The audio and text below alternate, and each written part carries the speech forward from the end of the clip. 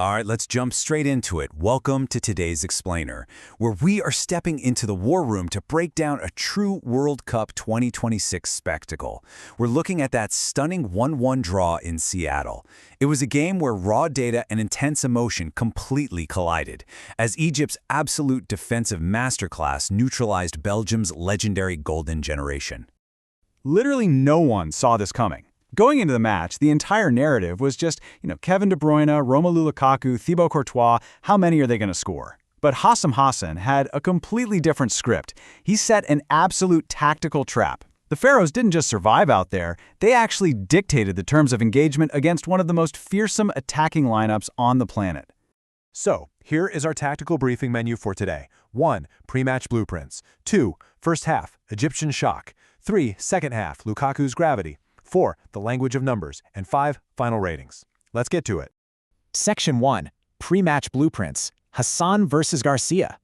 The sheer contrast between these two philosophies is just wild when you look at it. You've got Hossam Hassan's 4-3-3 setup, but make no mistake, this was built to be a deep, aggressive defensive trap. They'd frequently shift into a 4-5-1 or a 5-4-1. Their goal wasn't to hold the ball, it was to kill the ball and then strike with lightning-fast transitions through Salah and Marmoush. Now on the other side, you've got Rudy Garcia's 4-2-3-1 for Belgium. High possession, high press, relying on the pace of Doku and Trossard to slice through the middle. But Belgium ran into a massive, very specific problem. And that problem was a concept called guided pressing. Instead of just mindlessly chasing the guy with the ball, which, let's be honest, just exhausts a team, Egypt pressed the free men. Marwan Atia was an absolute machine here. He executed this flawless guided press to completely shut down Kevin De Bruyne's passing lanes. Every time De Bruyne moved, Atia mirrored him.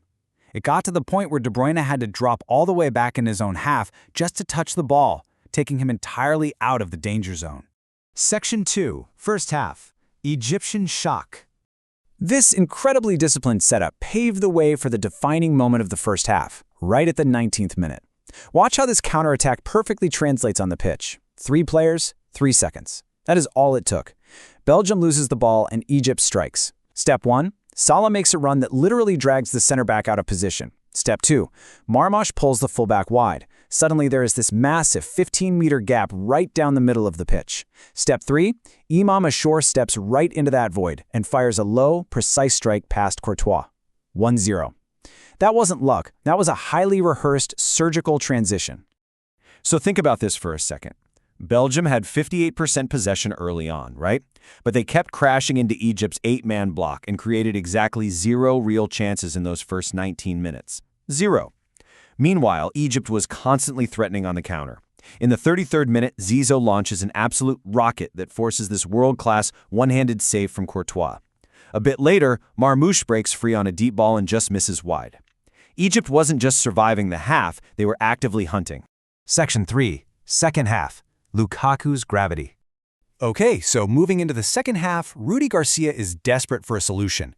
He starts completely shuffling his deck, leading to absolute chaos. Around minute 56, he brings on Jeremy Doku to attack the deep wings. Egypt immediately responds by dropping their fullbacks tighter to shut him down. Marmoush misses another transition chance at minute 60, but the real game changer happens at minute 66.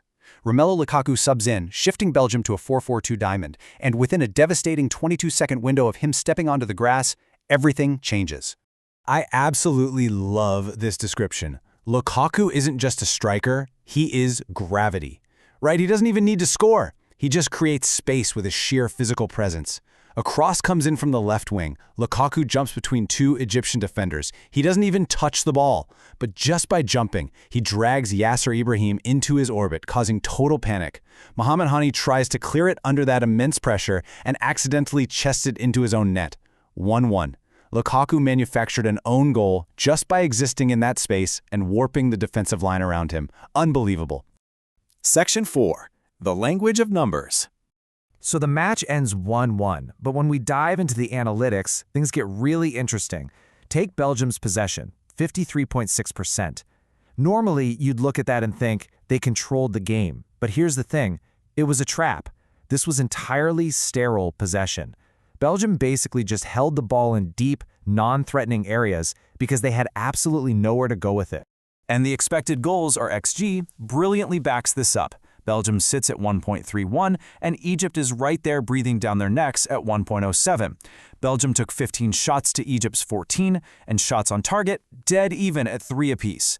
Statistically, a draw was the completely fair result. It really highlights Egypt's brutal efficiency. They needed way less of the ball to create the exact same level of mathematical danger. And we have to talk about Egypt's defensive discipline. It was just phenomenal. They registered a massive 28 successful tackles compared to Belgium's 17. They didn't just park the bus and sit back passively. When the ball entered their designated kill zones, they engaged hard and won it back cleanly. But honestly, out of all the stats, this is the one that blows my mind. 0. 0 errors from Egypt in their defensive third. Belgium is famous for this suffocating, high-pressing system that forces center backs into making terrible mistakes near their own goal, and Egypt completely bypassed it. They didn't commit a single critical error at the back, proving they never once cracked under the Belgian pressure cooker. Section 5. Final ratings and conclusion. So, how do we grade the masterminds behind this? We're giving Hossam Hassan an 8.0 out of 10. He gets a massive 9 for that unbreakable defensive block and guided press, a 7 for attack, mostly because they could have been a bit more clinical, and a 7 for subs. For Rudy Garcia, he gets a 6.5, a tough 5 for struggling so hard against the low block, and a 6 for that sterile possession.